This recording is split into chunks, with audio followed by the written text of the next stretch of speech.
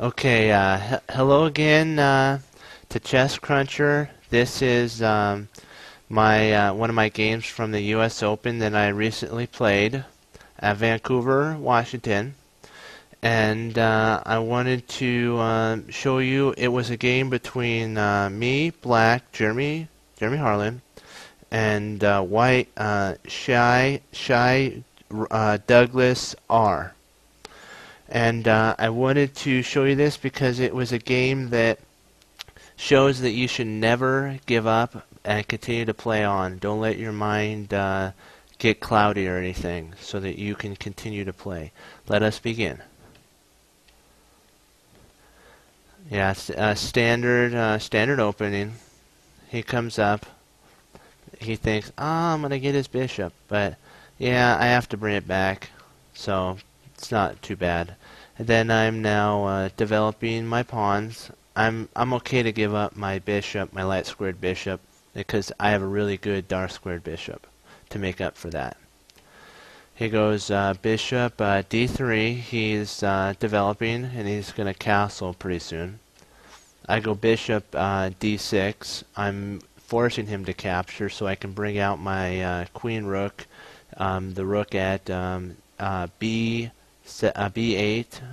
He captures, like I said, and I capture, and now my rook's at d7, and I can shift it to, if I want to, b6 or f6, and I can bring it into the center. So it's not really in a bad location right now. He castles, like we said, he's getting ready, and I play knight h6. The reason is I have the ability to swing my knight down to either my goal was actually to swing it over to f5 and either make him trade bishop for knight or just get ready for a kingside attack, because I may castle queenside and then start as you see, a pawn onslaught on his kingside. I can start bringing my pawns down, and I can move my the h6 knight back to f7 and support the whole pawn thrust down. So it's not really in a good spot, but it's not really in a bad spot. It will come in handy later. Okay, he goes knight d2, getting ready to bring some support to his kingside just in case of some the onslaught starts. I go bishop takes h2 check. He takes, I play queen takes h4. He moves back. I go knight g4. He brings his knight out. What happened was I had kind of a I didn't see the knight move. I was thinking that I could get checkmate, but I didn't see the knight move, and so I made a mistake. But you'll see how I recovered. I didn't let the mistake overcome my mind and let it get cloudy. I recovered. I thought to myself, yes, I have a pawn on the king side. I know I'm down a piece, but I still have a pawn, so it's not like I lost a whole piece. So let us continue. I go e7. I'm regrouping. Like I said, I'm probably going to castle queenside and then start the pawn onslaught. You have to, if you make a mistake, you have to forgive yourself and continue to play on. Don't give up just because one mistake, and don't let your mind get cloudy so that you make more mistakes and more mistakes. He goes e4. He's trying to rip open the center so that he can pin my queen to my king with his rook. I say forget that, and I castle queenside. Now I'm going to start the pawn onslaught on the king side. He goes e takes d, and then I go e takes d, and I have somewhat of a pawn majority on the king side. If you notice, 2 pawns to 3 pawns. Yes, I'm down a piece, but I still have a pawn, so it's not like I'm down a whole piece. He goes bishop f4. I go knight g f6. I'm rerouting my knight. so that I can get, like I said, the pawn onslaught like H, G. I can get those pieces going down the board. He goes C1. He's trying to go C4. The reason he's going to go C4 is he's going to try to lever open my pawn in the center so that he can start an onslaught on the queen side. It's basically who can get their pawns going and who can set up a better position that'll win on opposite side castling. I go H5. I start right away. He goes C4. I go H4. He goes C takes D5.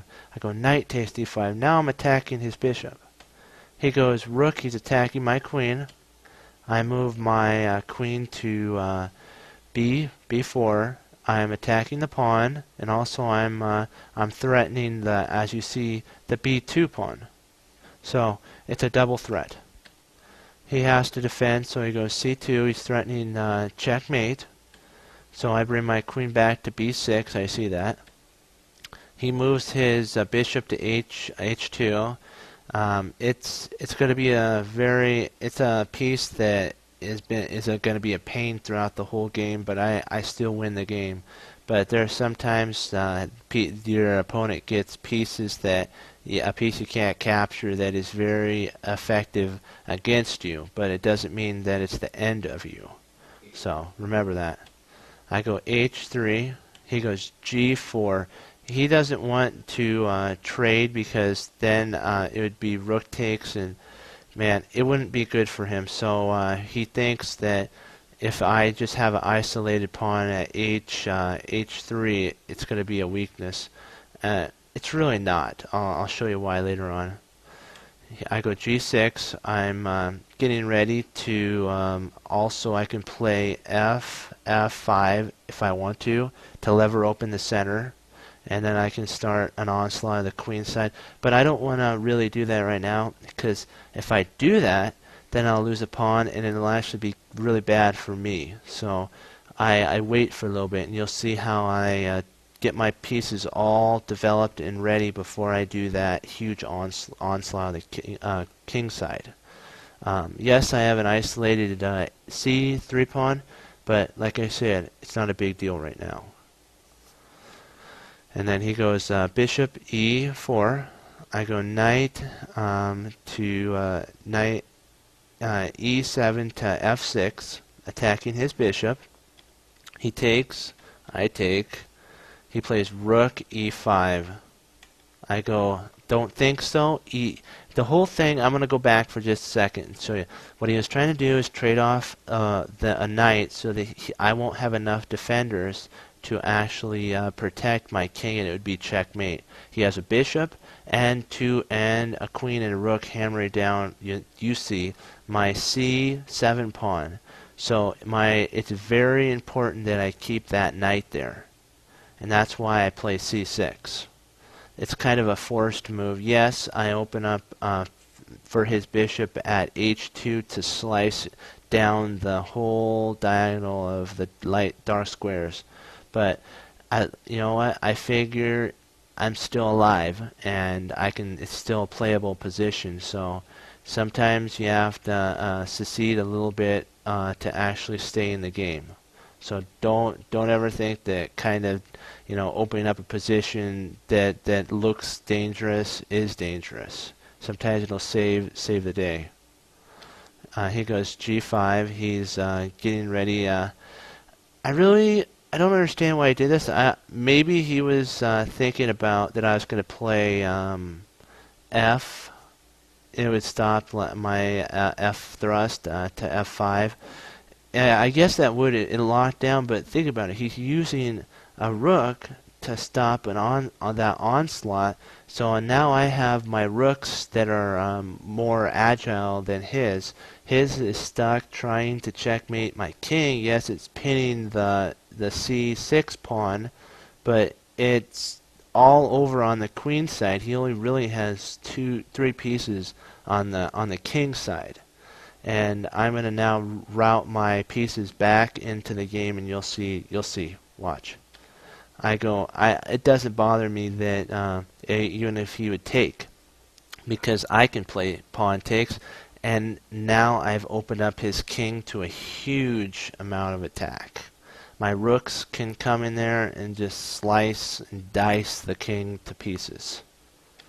He has to take, g takes, f5, and then I play h5. The reason is yes, I want to I don't want to really take, because if you notice, if I take, then he could play queen takes, and I'll lose a rook, because then what will happen is he'll bring his rook down, and it'll just be a whole mess. So I'd rather lose another pawn to stay in the game and just wreak havoc on his position.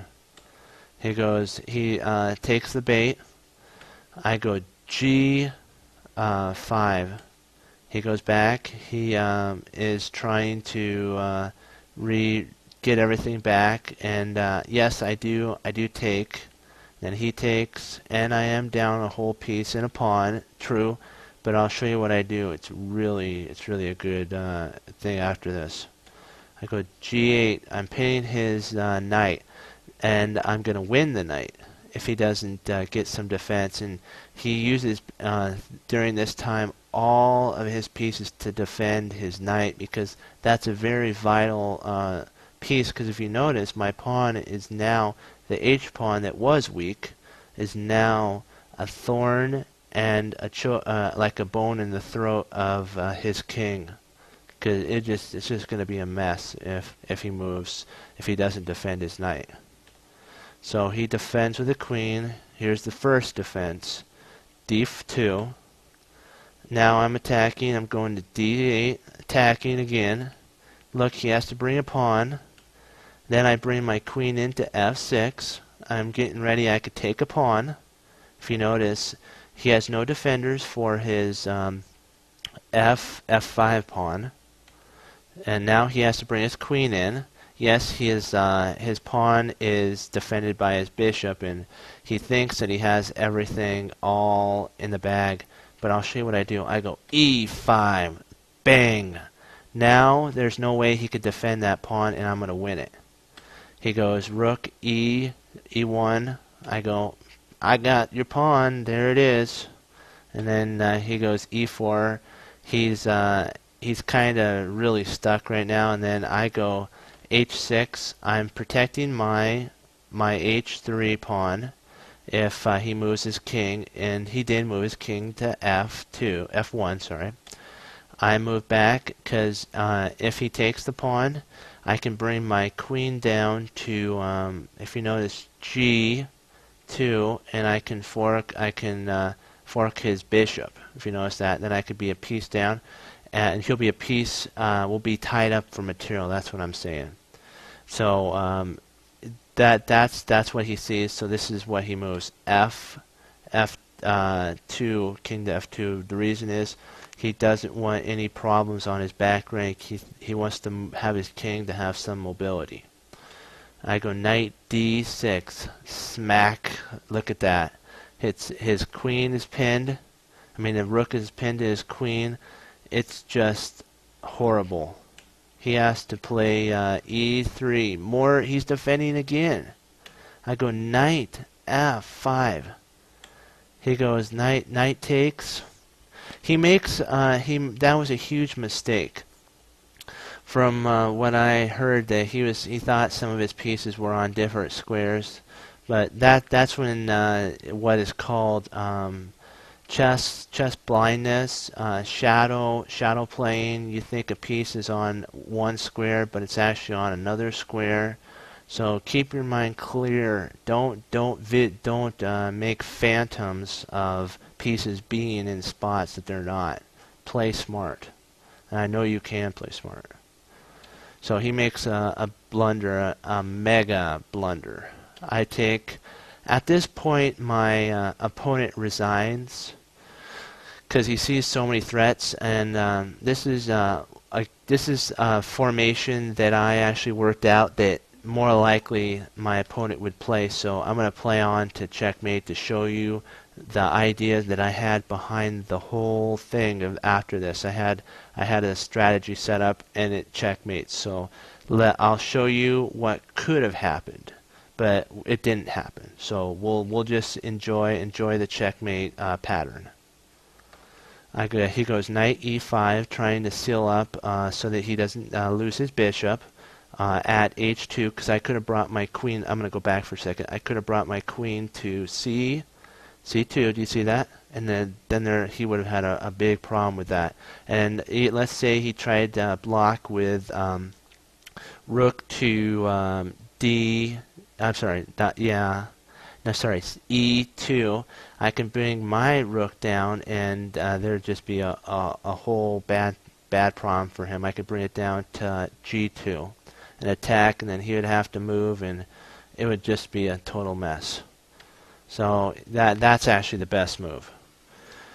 Then I like I said, I bring it down to g2. He goes to f1. I go bishop b5 check. He moves. I go bishop b4 check. He goes f1. Sorry, king f1. Then I go c4, he goes e1, and then queen c1, checkmate. That's a formation that could have actually happened. So we'll see. I will see you again at next time on Chess Cruncher, and I hope you enjoyed the game as much as I enjoyed explaining it to you. God bless, and we'll see you next time.